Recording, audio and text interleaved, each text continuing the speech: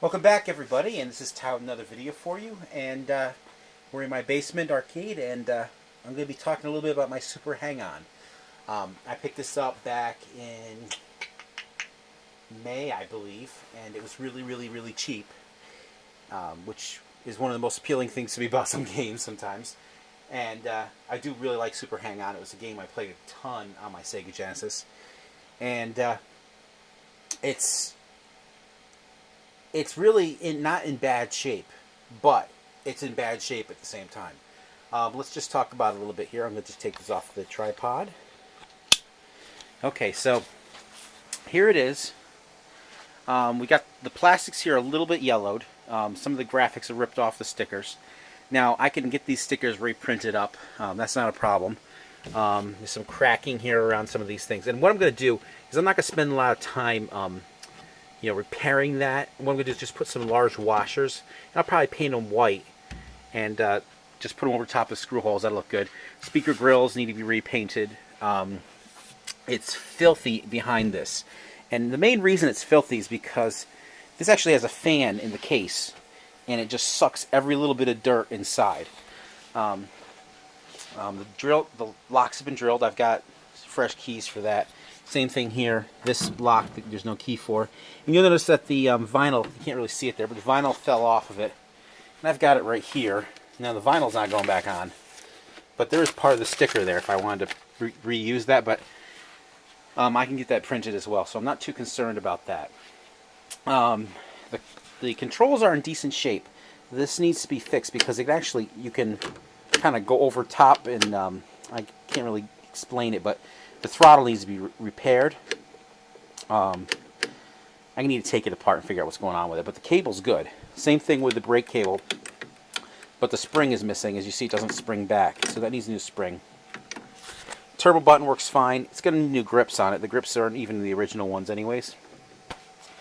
Little crack here, but overall it's in pretty good shape. The things that need to be done is really, it needs to be cleaned up, and it is really filthy inside.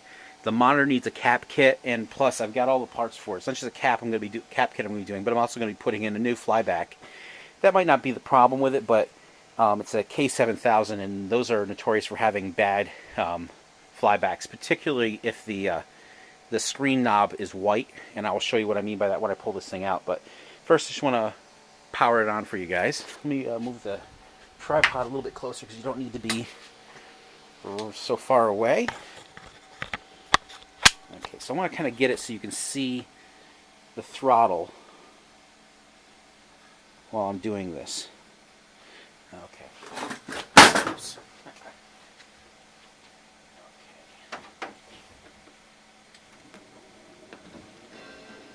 Okay, so now, turn the volume up a little bit here so you guys hear.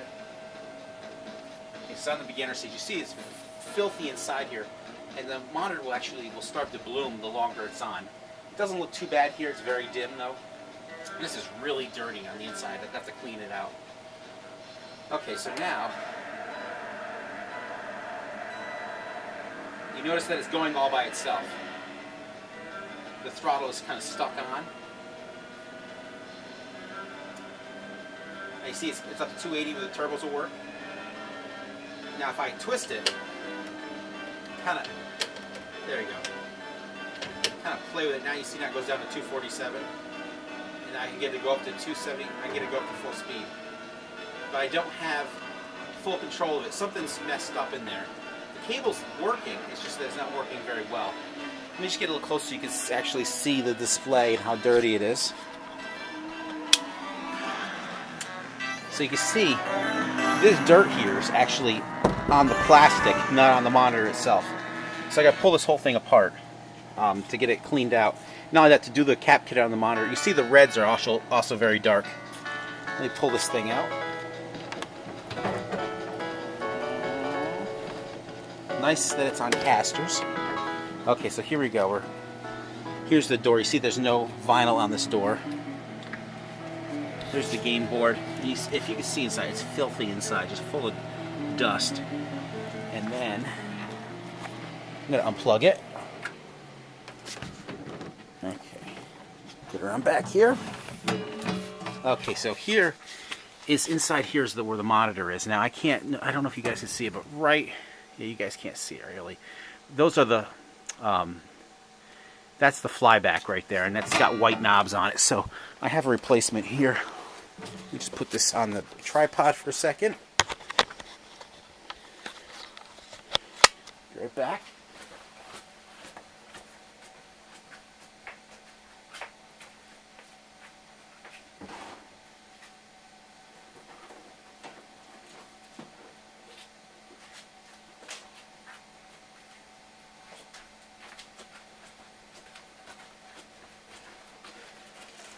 Okay, so here, can you see that?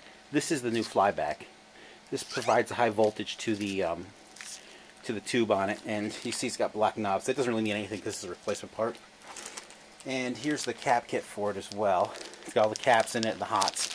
So, in order to install this, I have to take this whole shroud apart, which I'm not particularly enthused about doing it, but might as well get started now. I'm still waiting for one of the parts for the Space Invaders, and my Quicksilver, it's working now, but I need to get some parts for it. I need to get rubbers and some bulbs for it. In fact, I'll show you right here. So you see, this got double rubbers on here. The rubbers are kind of in rough shape, and I'm missing, you see lights are out and stuff, so it needs a few things done to it before I can actually really play it. But let's just kind of like set it up here so you can see a little bit of gameplay. Let's see, how am I going to do this? Now the glass is on, so you're going to see all the reflections. What I'll do here is turn this off.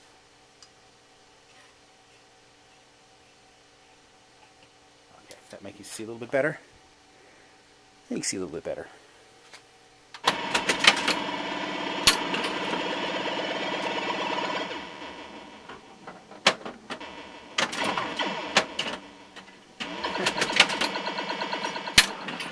That rollover coming out of there isn't working right. I need to fix that. I could probably just buy a whole new switch for it.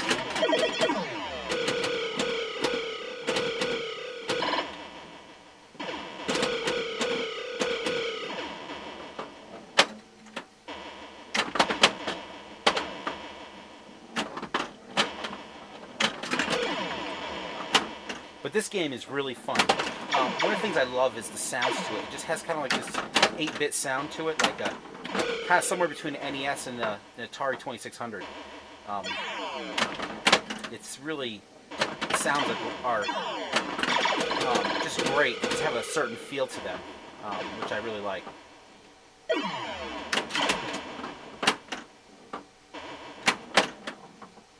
Oh, almost got it in the hole.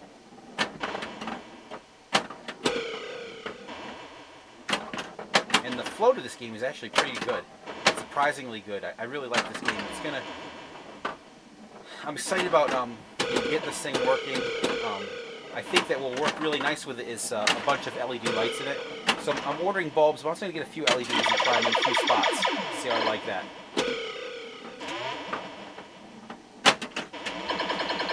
But yeah, so that's the this part. This animation's great. So yeah, so that's that one, and obviously my Star Trek's right here. And one of these days I'm actually going to do a video on this, but I really need to do it justice, so it's going to be a special video when I do it, because I love this pinball machine so much. It's ridiculous. So yeah, guys, thanks for watching. I have more videos for you. You know, I'm kind of at that point. I'm like, we're going to work on this for a little bit, and I still have to work on the baby Pac-Man too. I've got all the parts for that. That's a tedious job. It makes the work I do in the Quicksilver seem really simple, because this one I've got to replace all these headers, a ton of headers, a ton of pins, and even when I'm done, I'm not sure if it's going to work properly. So it's kind of it's a lot of work. So I'm not excited about doing it, other than the fact that it would be working, and then I would have 3 working pinball machines. So thanks for watching. I'll have another video for you shortly. Okay guys, I took the shroud off the back of this cabinet, and you'll see this is just absolutely filthy with dust that sucked inside from this fan back here. See, look at that dust in there. It's just filthy, and that's why the front of it's so dirty. Is it sucked the air in through the sides and stuff. So this thing, I'm actually going to just take this monitor out, discharge it, and then once I've discharged it, I'm going to wash it with a hose, because I'm not going to work on this thing like this. I mean, I could vacuum it off, and that's just not going to be enough. This thing is so filthy that I won't even want to touch it. So, yeah, so that's what I'm going to be doing here. Just so you can see what this is, a K7000. See, it's K7901 right there. So what I'm going to do is I'm actually going to spray this down with Simple Green, and I use a brush on the circuit board. I have this really soft brush that I use, and kind of just brush it to kind of get it clean, because there's no way you can see anything. Even if you vacuum it off, you can't read anything on it. It's so filthy. And the what was I going to say? The water, as long as you dry it off fine, it'll work fine afterwards. So I've done that on several monitors already. The Donkey Kong, Cabaret, the Play Choice, and the Donkey Kong Jr. Actually, I did not wash the monitor tube. I just washed the chassis. And what else did I wash? I washed some other monitors. Oh yes, the Galaxy, which not Galaxy, but the Galaxy 88 monitor as well. Yeah, so this one here is definitely going to get a good washing before I do anything with it. So I need to get this out, I just need to undo these 2 bolts on this side, and the 2 bolts here. So the speaker wires are zip tied to it, so I'll need to make sure I undo those zip ties too. And then look here inside the shroud. I don't know if you guys can see it. It's just so dirty. This is getting hosed down too. Yeah, so that's it. I'll be back with some more in a bit. You just see how filthy this is here. It's just dust bunny city. Ugh. So yeah, even before I pick it up though, I'm going to vacuum it out, because I want to minimize what I'm touching, because it's just so dirty. There's actually dandelion seeds inside this thing too. Okay, I've vacuumed this out somewhat. It hasn't gotten everything out here, but just enough to get most of the dust off of this thing before I go and pick it up. And since it's very convenient now to do this, I'm going to discharge the tube. And just to give you an idea what that is, this is the anode cup, and that is the flyback right there. And what we're going to do is we're going to take the charge off of the tube. It's not really the flyback that has the charge in it. It's the tube that actually holds the charge. Now, it was last night that I last powered this thing on, so it might not have much of a charge in it at all, but that's what you want. What I've got here is a heavy wire that is clamped to the chassis of the monitor. Well, not really the chassis, but to the frame, monitor frame. And it says here, arc or meter second anode to chassis only. Let's see here. Do we have what I'm going to do is I'm going to check some continuity first between that before I go and do it. Hold on a second. Okay, so I've got it. I've got the meter in one of the ground pins here, and I'm just touching it. You see I got tone, so I'm going to just do it anyways here, because I'm sure there's not much of a charge here. I don't think that you need to worry about that, even though it says to only do it to the chassis, because the frame doesn't count really as a chassis on this thing, and I wouldn't even know where the best place would be to do it. Let me see here. Let me just try something else.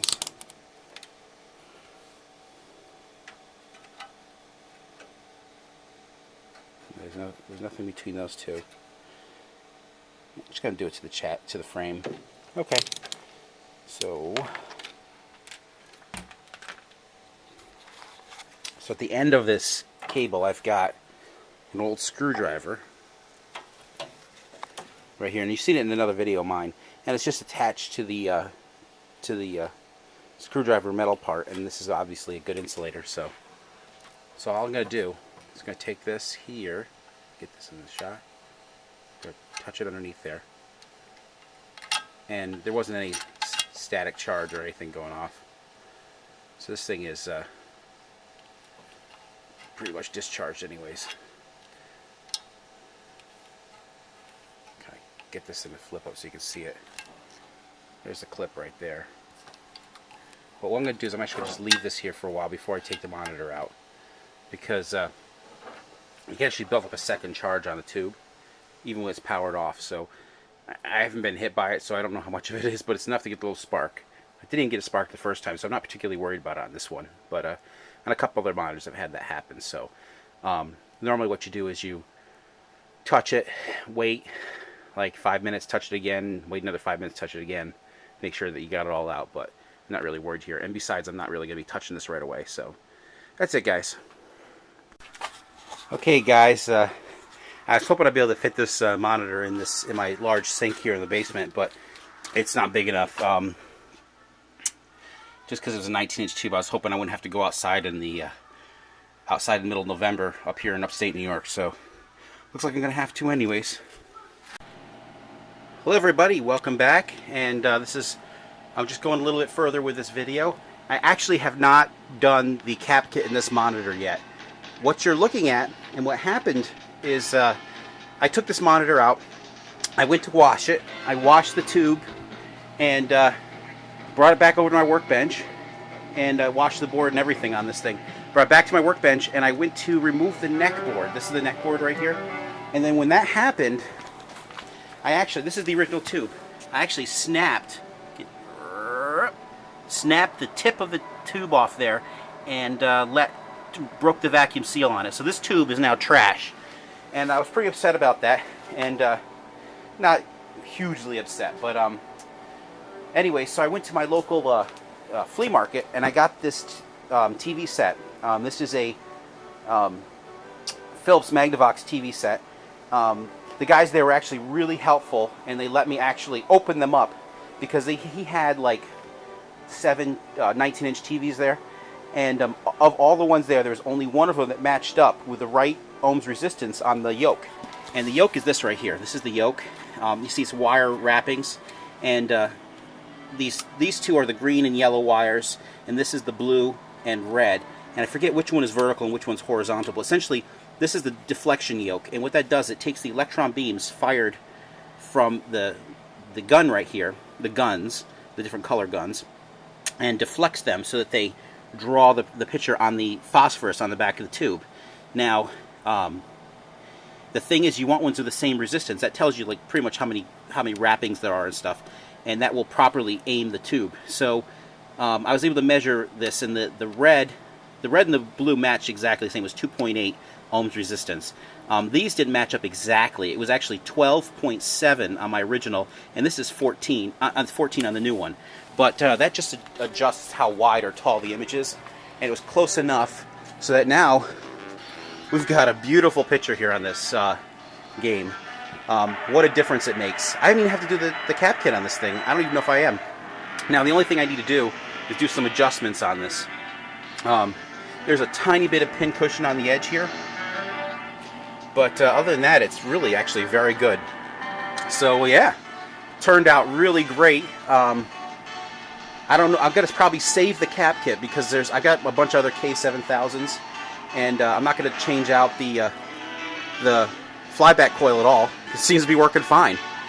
So yeah, I'm just gonna do some adjustments on this. If I can't get it all adjusted perfectly, maybe I'll do the cap kit on it.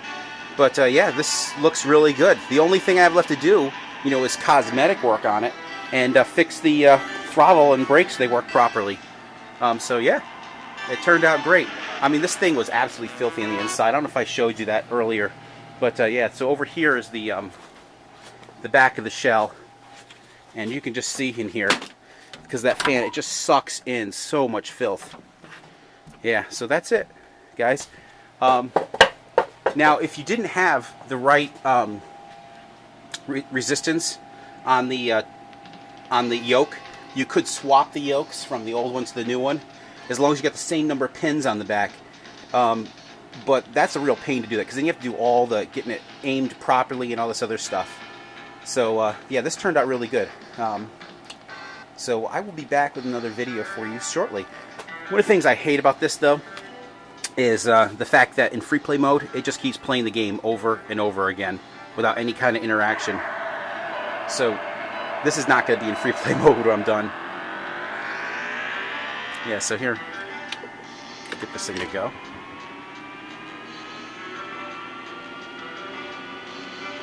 The moire pattern you're seeing on the screen, it's only being seen for you guys. I'm not seeing it at all. The tube looks really good.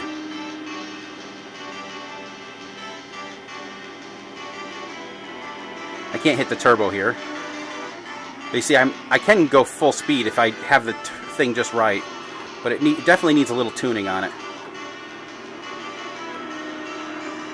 The whole thing needs just a going over with. Let's see if I can get this way. Does it show up? You see that? It's like curved lines in the screen. I don't see that at all. That's just a camera thing.